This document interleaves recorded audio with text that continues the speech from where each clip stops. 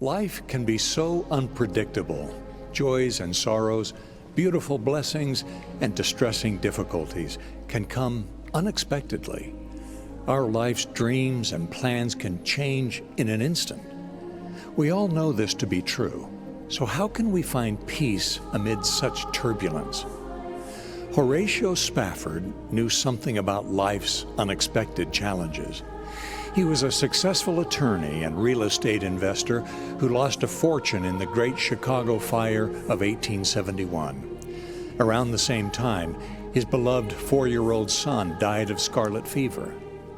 Thinking a vacation would do his family some good, he sent his wife and 4 daughters on a ship to England, planning to join them after he finished some pressing business at home.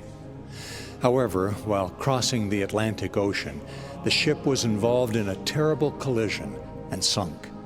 More than 200 people lost their lives, including all 4 of Horatio Spafford's precious daughters.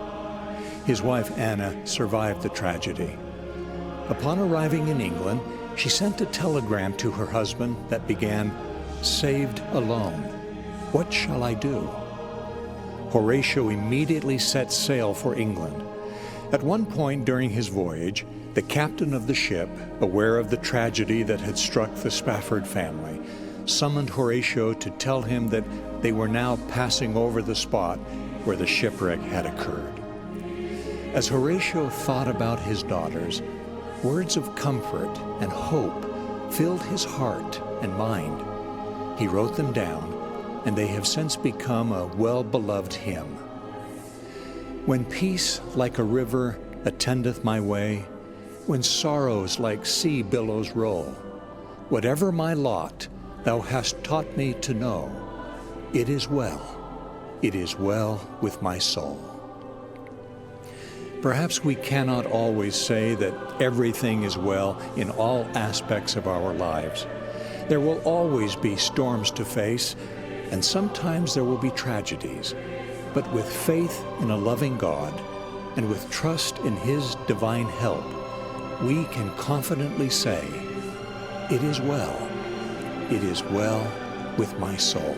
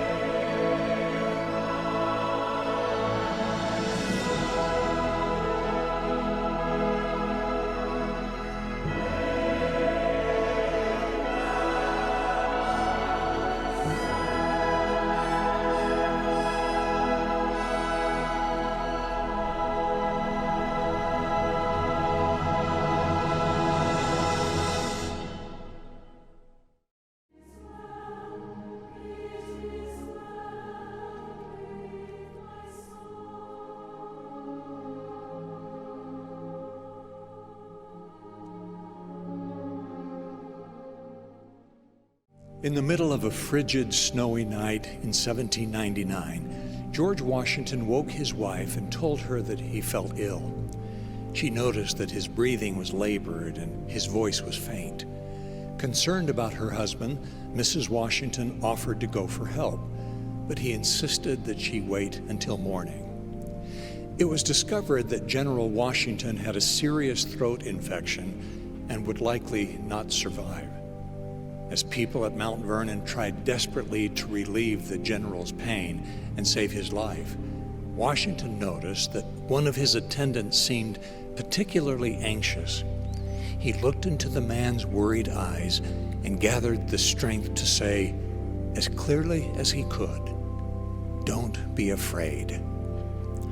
Washington may as well have been speaking to all of us, from generals and presidents who would have to lead the nation without him, to ordinary men and women who have to face new personal challenges each day.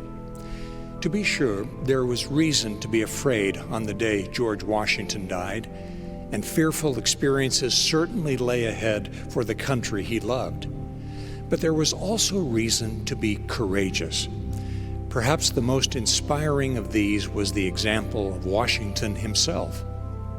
We remember George Washington as the brave leader of the American Revolution and the first president of the United States.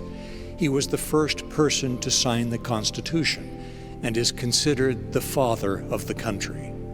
But he preferred to think of himself as Farmer Washington. Devoid of lust for power, he knew when to serve and when to resign. Where other great leaders quickly turned into tyrants, only to see power slip from their hands, Washington was courageous enough to let go. Could this be why George Washington was able to say to his fearful friend during a frightening time, "Don't be afraid"?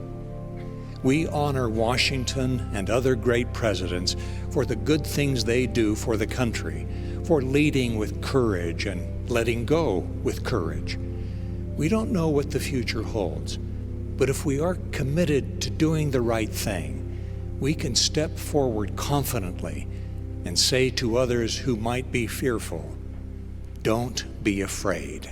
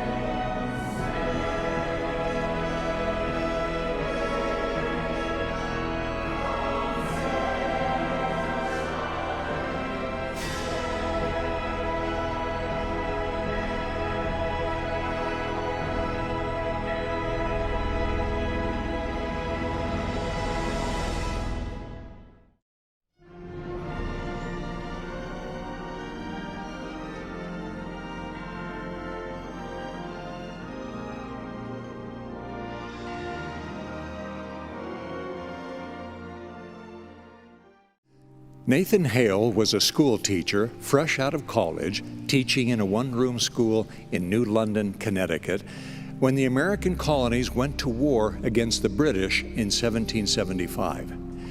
Inspired by the cause of independence, he joined the fight and quickly rose to the rank of captain. But the colonists faced a series of defeats in the early months of the Revolution, and victory did not seem likely. It was in these circumstances that General George Washington asked for volunteers to spy on the British forces. It was a dangerous mission, and being captured would mean certain death. At first, no one volunteered. Then 21-year-old Nathan Hale, alone, stepped forward. Disguised as a civilian schoolmaster, he slipped behind enemy lines on Long Island to gather information on the opposing troops. The disguise worked for over a week, fooling multiple guards until finally he was recognized, captured, and identified as a spy. He was immediately sentenced without trial to be hanged in the morning. A British officer who witnessed the execution reported Hale's last words, "I only regret that I have but one life to lose for my country." Today, statues of Nathan Hale stand in the cities of New Haven, Hartford, Chicago, and New York. But of course, he isn't the only patriot who gave all he had for freedom and then wished he could give more. The pages of American history are filled with the accounts of such patriots, and the story is still being written through the heroic acts of today's patriots.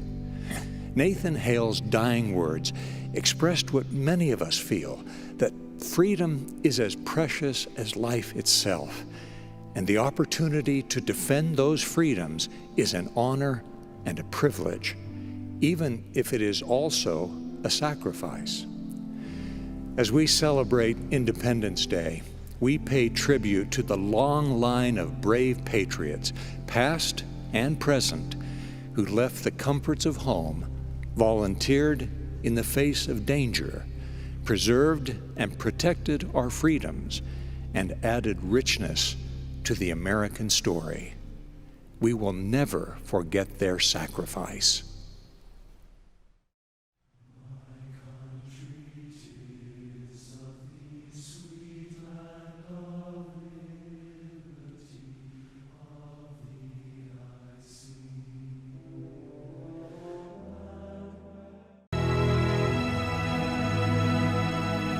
He wasn't an intellectual. He wasn't a great speaker or a brilliant writer. He wasn't, as a military leader, a brilliant tactician or a strategist. But he had the capacity to make people want to follow him. And if there was a more courageous human being who ever lived, I don't know who it was. And it was the courage of his convictions. And he would not quit. Every sign was, it was over, you've lost, give up, it's not worth it. But no, he wouldn't stop. And he was the same kind of a unifying force when he became president, maybe more so. You know, it didn't just come to us out of the sky. It just, these advantages we have, this system of life and government and our freedoms didn't just happen. Somebody had to work hard and suffer, and many of them, of course, died to make it happen. And the doubters were all around. It wasn't as if everybody was, oh, this is a wonderful thing, let's go out and fight for it. A fraction of the country was for it. A fraction of the country was willing to serve in the army. I think maybe if there's a message in Washington's life, it's that willingness to serve and not just talk about what you're going to do, but to act. It takes both. And absolute selfless service to the country in, as they said, war and peace, for no pay, nothing in it for him. And then when he gets the ultimate power, as almost nobody could imagine, he gave it up, willingly, of his own choice. And this was after the war was over and he'd won. He was the conquering general. He was the hero. He could have been anything he wanted, czar, king, potentate, whatever. He could have made the presidency into a totally different kind of office. But he relinquished power. He said, no, I'm going back to Mount Vernon. And when George III heard that George Washington, might do that, he said, if he does that, he will be the greatest man in the world. And because nobody had done that before. This was the ultimate ideal of Cincinnatus, that the conquering general, the conquering hero returns to the plow.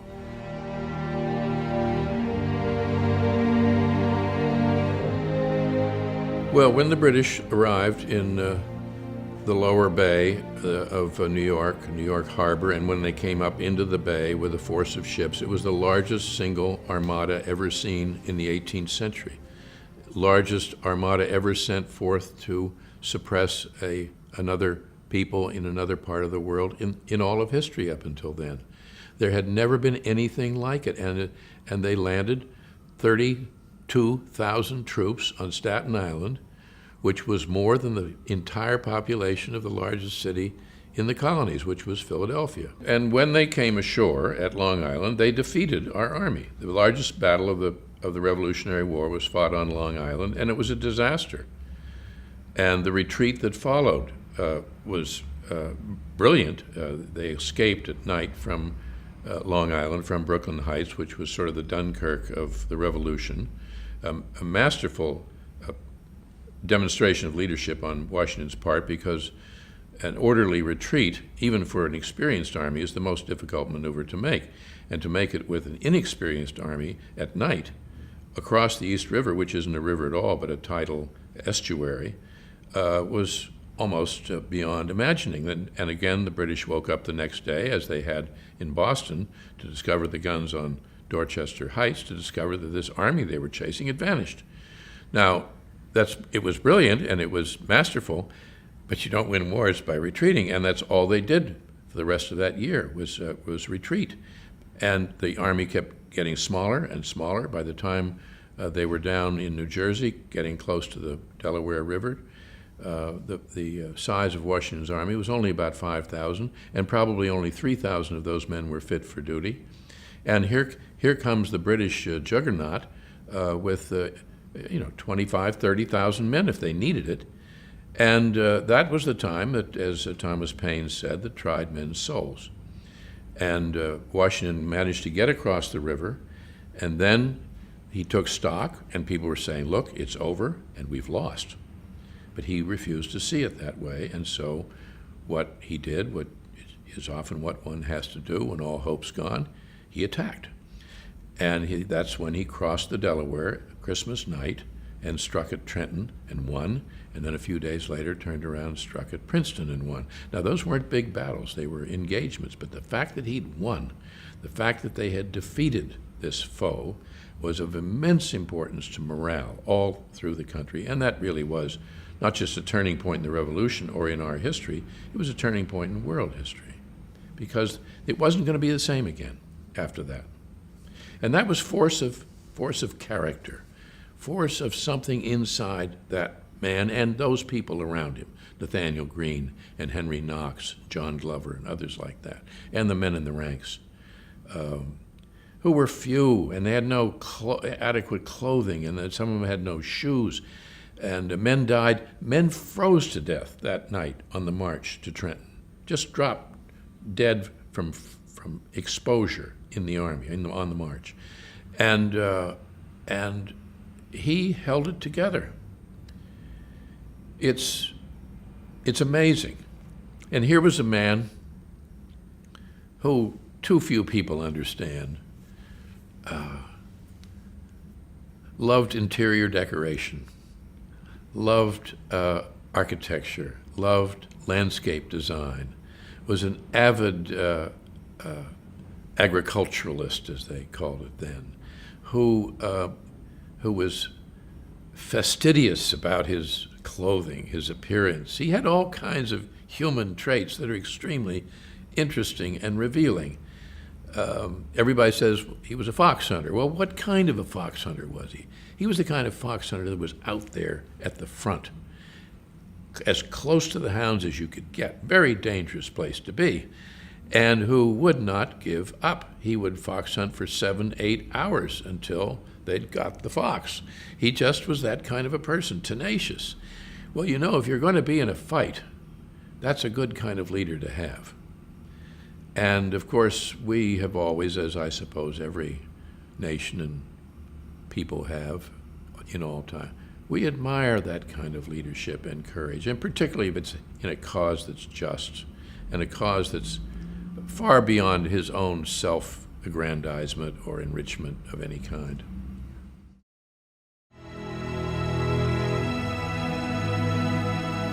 Well, he was the leader. He was the commander-in-chief. He was the winning general. In simplest terms, he won. Took a lot of good luck and help of the French, and it took a long time, the longest war in our history except for Vietnam. And then once we had won, he became the stabilizing factor in the divisiveness that immediately emerged between the regions, particularly North and South. And he held the country together for 8 years as president. And this isn't something that later day scholars have imposed on the material from the past. This is in what they were saying then. He is what's holding us together. He was the force of unity. And at that stage, we needed that desperately because there were all kinds of forces outside and inside that were trying to break it up. Europe would have loved to have seen us break up. The faster the better.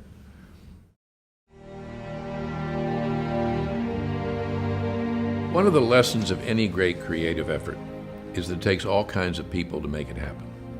And it took all kinds of people to make the miracle of the creation of the United States of America happen. And they weren't the same. They brought different qualities, different abilities, different talent. What Washington brought was the gift of leadership, the gift of courage, leadership, character, conviction, willpower. We will make it happen. And there's no limit to what can be accomplished with goodwill and hard work. And that's a tonic, that's a powerful message, particularly for a people that are struggling just to make a start. He wasn't always successful. There's an idea that we have, I suppose it comes from people who are born athletes or born musical virtuosos or whatever, that he had to work hard to become George Washington. It wasn't easy. He suffered defeat. He made mistakes. He made blunders. He was frustrated in his ambitions again and again as a young man. He had a lot to learn. He had to go to the wilderness, which he did. I mean, that's something people don't understand. You talk about someone getting into Outward Bound, let's say. This was the most outward bound young man in Virginia in his day, when it was real wilderness and real adversity, living on the land or in the wilderness. And his resilience, physical, mental, spiritual, this guy could really take it. And yes, he does sometimes resort to self-pity in his letters, and yes, he can at times not tell the entire truth, and yes, he can let people down, and he's a human being. Thank goodness. Thank goodness. Look, if they were gods, they wouldn't deserve much credit, would they? Because gods can do whatever they want. These are human beings who did what they did. That's what makes it a story, and that's what makes it an encouraging story, an inspirational story, if I may use that word.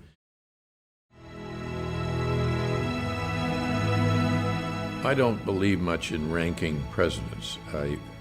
Are you ranking them as a human being? Are you ranking them as a politician? Are you ranking them in view of what they accomplished? There's so many criteria, so many measurements. But Washington was our greatest president. He was the one at the start. He held it together and he set the example. He was the defining model of what the president should be and do. We could not have been more fortunate. I mean, you talk about good luck. Good heavens. What he could have been, what he could have done that would have been so detrimental, so disruptive.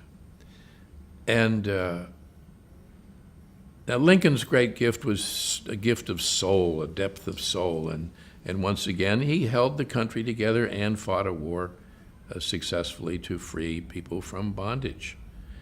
But Washington is there at the beginning. And the Revolutionary War is the most important war in our history because that's how we came to be.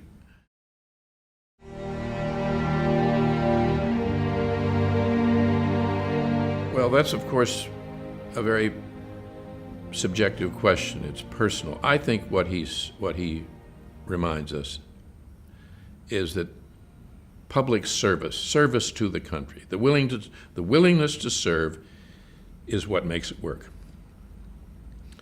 And nobody served longer at greater personal sacrifice with less monetary, material reward than George Washington. Selfless devotion to the cause of the country. And I think that's a lesson that can't be stressed too often or too much.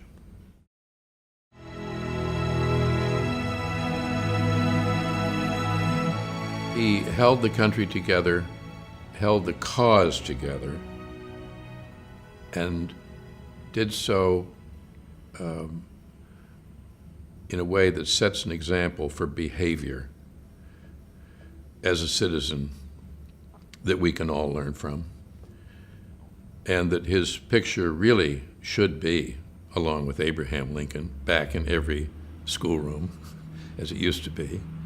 And this isn't ancestor worship, or this isn't old-fashioned history. This is reality. This is the truth. And to be indifferent to people like Washington, to be uninterested in people like Washington, is really a form, in part, of ingratitude. We ought to be down on our knees every day thanking God that we are part of this country. And we ought to know about the people who made it possible and thank them, in effect, by showing interest in them. And their world, their time. I can't overemphasize that. The 18th century is one of the most interesting periods in all of human history. And it's full of tumult and change, just as ours is. And one other thing, I think anytime we get down and we think, oh, we're living in such a dangerous, difficult, uncertain time, oh, woe is us, excuse me, we've been through far worse than we're going through now, with far greater adversity, far more imminent danger.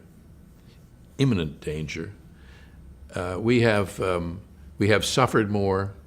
We have known darker clouds on the horizon by far than we do now, and we've come through it. And we will again.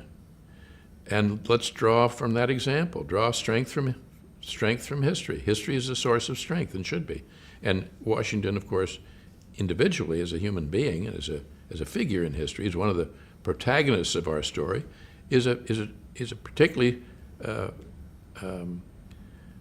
striking example of history as a source of strength.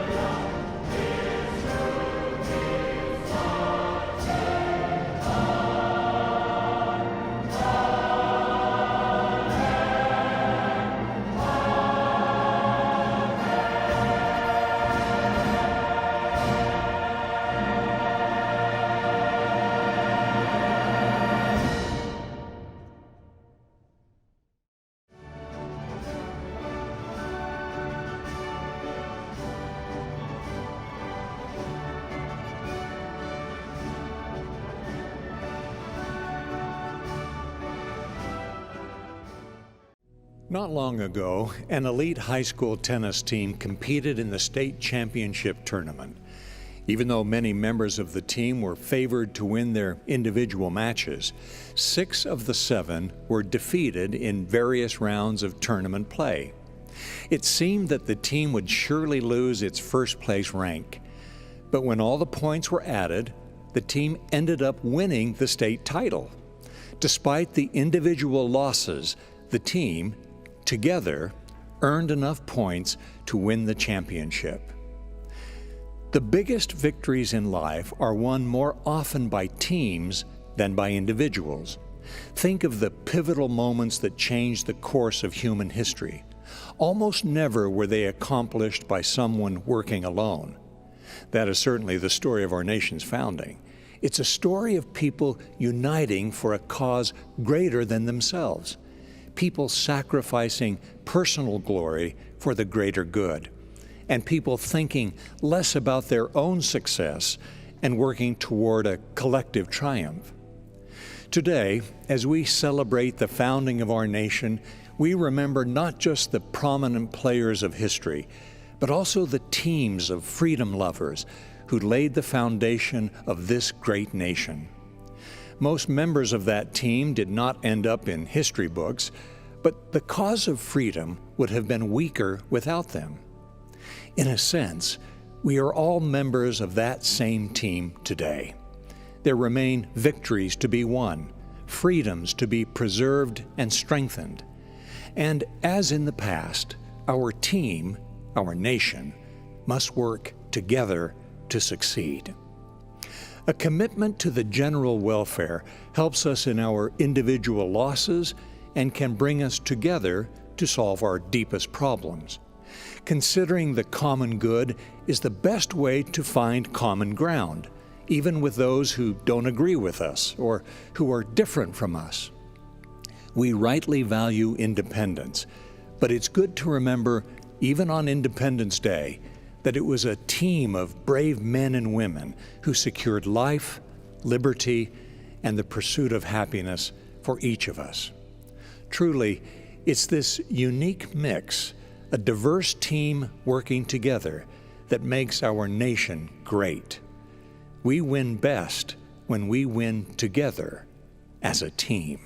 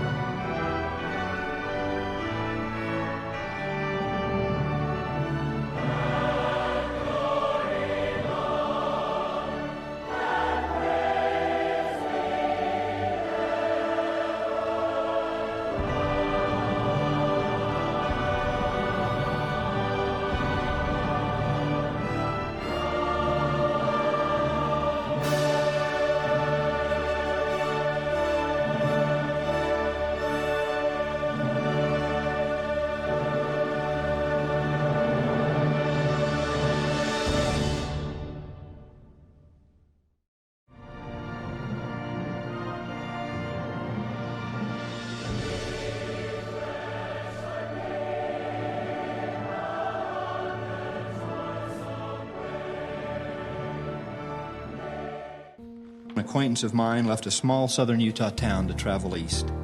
He'd never traveled much beyond his little hometown and certainly had never ridden a train. But his older sister and brother-in-law, now living in the east, needed him under some special circumstances, and his parents agreed to free him from the farm work in order to go. They drove him to Salt Lake City and put him onto the train. New Levi's, not so new boots, very frightened and 18 years old. There was one major problem, and it terrified him. He had to change trains in Chicago.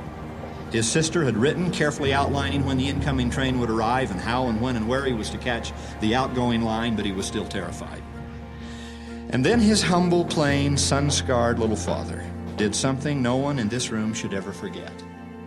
He said, "Son, wherever you go in this church, there will be somebody to stand by you." And with that, he stuffed into the pocket of his calico shirt the name of a bishop. If the boy had troubles or became discouraged or afraid, he was to call the bishop and ask for help. Well, the train ride progressed rather uneventfully until it pulled into Chicago. And even then, the young man did pretty well at collecting his luggage and making it to the nearby hotel room, which had been prearranged by his brother-in-law. But then the clock began to tick, and night began to fall, and faith began to fail. Could he find his way back to the station? Could he find the right track? Could he find the right train? What if it was late? What if he was late? What if he lost his ticket? What if? What if? What if? That big, raw-boned 18-year-old flew across the room, nearly pulled the telephone off the wall, and fighting back tears and troubles, called this bishop. Alas, the bishop was not home. But aha, the bishop's wife was. She spoke long enough to reassure him that absolutely nothing could go wrong that night. He was, after all, safe in the room, and what he needed more than anything was a night's rest. Then she said, "If tomorrow morning you're still concerned, follow these directions. You can be with our family and other ward members until train time. We will make sure you get safely on your way." She then carefully spelled out the directions, had him repeat them back, and suggested a time for him to come. With slightly more peace in his heart, he knelt by his bed as he had every night of his 18 years. And he waited for morning to come. At the appointed hour next, he set out. A long walk, then catch a bus. Watch for the stop. Here it is. Let me out of this bus. It worked, just like she said it would. Then his world crumbled before his very eyes. He stepped out of that bus, only to see the longest stretch of shrubbery and grass he had ever seen in his entire life. She had said something about a park, but he thought a park was a dusty acre in southern Utah with a netless tennis court in the corner. Here he stood, looking in vain at the vast expanse of Lincoln Park, with not a friendly face anywhere in sight. It struck him that he had no idea where he was or what combination of connections, with who knows what number of buses, would be necessary to get him back to the station. Suddenly he felt more alone and overwhelmed than any moment in his life. As the tears welled up in his eyes, he despised himself for feeling so afraid. But he was, and the tears would not stop. But as he stepped away from the noise, fighting to control his emotions, he thought he heard something hauntingly familiar in the distance. He moved cautiously in the direction of the sound. First he walked, then he walked quickly. The sound was stronger and firmer, and certainly it was familiar. Then he started to smile, a smile which erupted into an audible laugh, and he started to run. He ran as fast as those cowboy boots would carry him. Though hard to you, this journey may appear. Grace shall be as your day. The sounds were crystal clear, and he was now weeping newer, different tears. For there, over a little rise, huddled around a few picnic tables and bundles of food, was the bishop and his wife and their children and most of the families of this little ward. The sound, a slightly off-key, a cappella rendition of lines that even a boy from southern Utah would recognize. Gird up your loins, fresh courage take. Our God will never us forsake. And soon we'll have this tale to tell. All is well. All is well.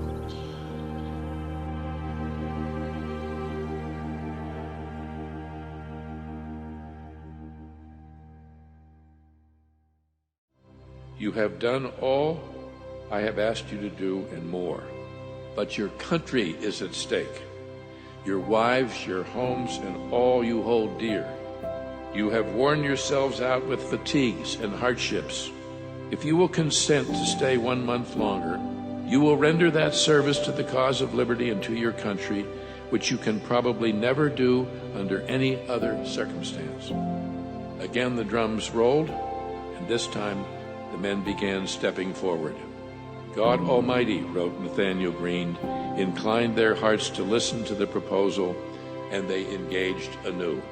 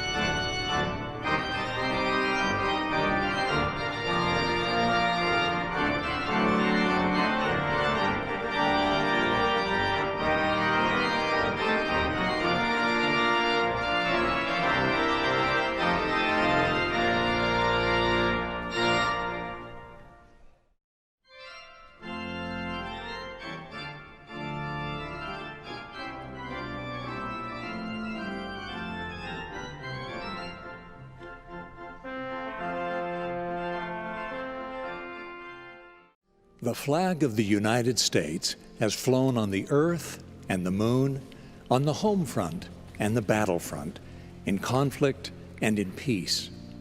Something stirs within us when we see this red, white, and blue emblem of the land we love, the home of the free and the brave. For many of us, that stirring is especially deep when we remember those who have died defending what that flag represents. As one unknown patriot wrote, "Our flag does not fly because the wind moves it. It flies with the last breath of each soldier who died protecting it." Today we honor the heroic men and women throughout history who have defended our nation. Without their sacrifice, the flag would be little more than a colorful piece of fabric. Because of their sacrifice, the flag continues to proclaim to all the world the principles of freedom, equality, liberty, and justice for all. Of course, we all know that no nation is perfect, and yet our love and respect for our country seems to deepen as we work to overcome our shortcomings and mistakes, past and present. What makes any country great is the principles of its founding, its boundless potential, and its constant striving to live up to both. The same is true of each of us. After all, a country is made up of individuals, all less than perfect and all with great potential. In a sense, each of us is, like our beloved flag, an emblem of this land we love. Our country is only as strong as each individual who serves and sacrifices for its core institutions, for the home and the family, for neighborhoods and communities, for church and state. And so this Memorial Day, when we see the flag of freedom wave, let us remember what it represents. Not just a land, but a people. It waves for the sons and daughters who gave their all. It waves for the promise of liberty they died to protect. It waves for every patriot who has made this country the land we love. We honor their memories this day and always.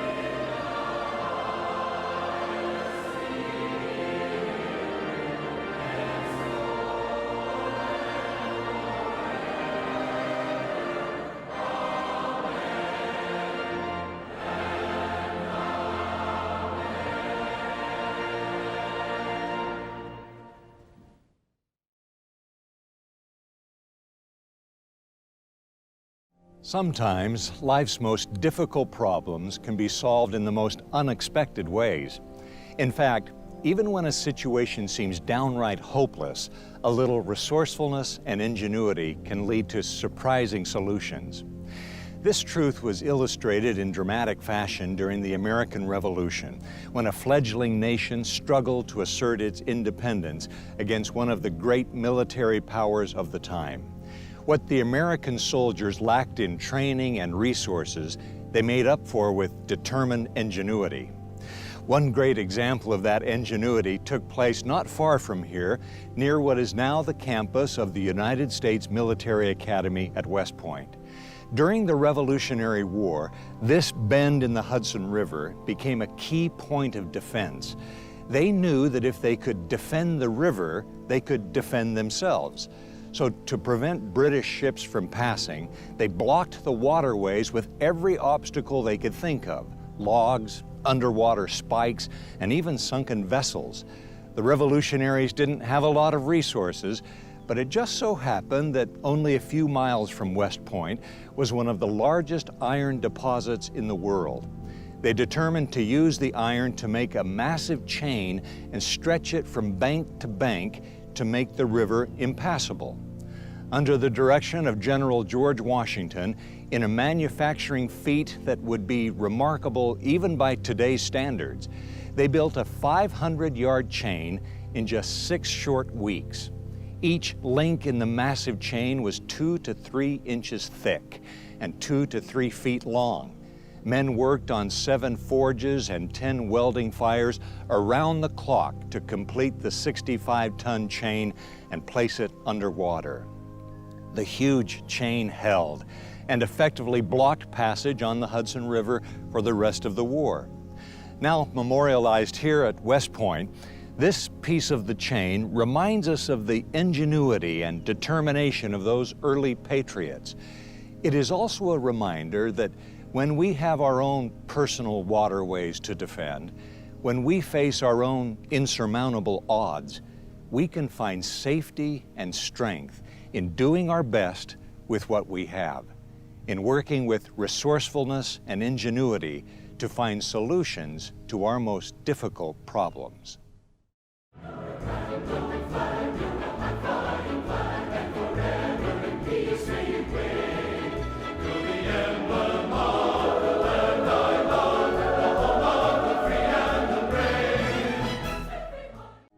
Sometimes life's most difficult problems can be solved in the most unexpected ways. In fact, even when a situation seems downright hopeless, a little resourcefulness and ingenuity can lead to surprising solutions. This truth was illustrated in dramatic fashion during the American Revolution, when a fledgling nation struggled to assert its independence against one of the great military powers of the time. What the American soldiers lacked in training and resources, they made up for with determined ingenuity. One great example of that ingenuity took place not far from here, near what is now the campus of the United States Military Academy at West Point. During the Revolutionary War, this bend in the Hudson River became a key point of defense. They knew that if they could defend the river, they could defend themselves. So to prevent British ships from passing, they blocked the waterways with every obstacle they could think of: logs, underwater spikes, and even sunken vessels. The revolutionaries didn't have a lot of resources, but it just so happened that only a few miles from West Point was one of the largest iron deposits in the world. They determined to use the iron to make a massive chain and stretch it from bank to bank to make the river impassable. Under the direction of General George Washington, in a manufacturing feat that would be remarkable even by today's standards, they built a 500-yard chain in just 6 short weeks. Each link in the massive chain was 2 to 3 inches thick and 2 to 3 feet long. Men worked on 7 forges and 10 welding fires around the clock to complete the 65-ton chain and place it underwater. The huge chain held and effectively blocked passage on the Hudson River for the rest of the war. Now memorialized here at West Point, this piece of the chain reminds us of the ingenuity and determination of those early patriots. It is also a reminder that when we have our own personal waterways to defend, when we face our own insurmountable odds, we can find safety and strength in doing our best with what we have, in working with resourcefulness and ingenuity to find solutions to our most difficult problems.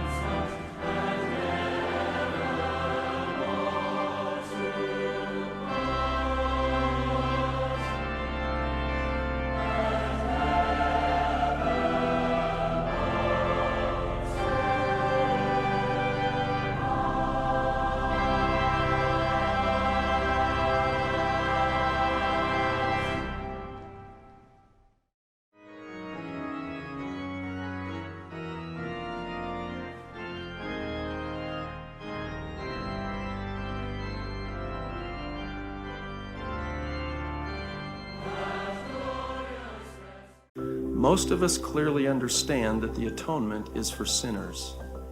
I am not so sure, however, that we know and understand that the atonement is also for saints, for good men and women who are obedient and worthy and conscientious, and who are striving to become better and serve more faithfully. I frankly do not think many of us get it concerning this enabling and strengthening aspect of the atonement, and I wonder if we mistakenly believe we must make the journey from good to better and become a saint all by ourselves through sheer grit, willpower, and discipline, and with our obviously limited capacities. Brothers and sisters, the gospel of the Savior is not simply about avoiding bad in our lives. It also is essentially about doing and becoming good.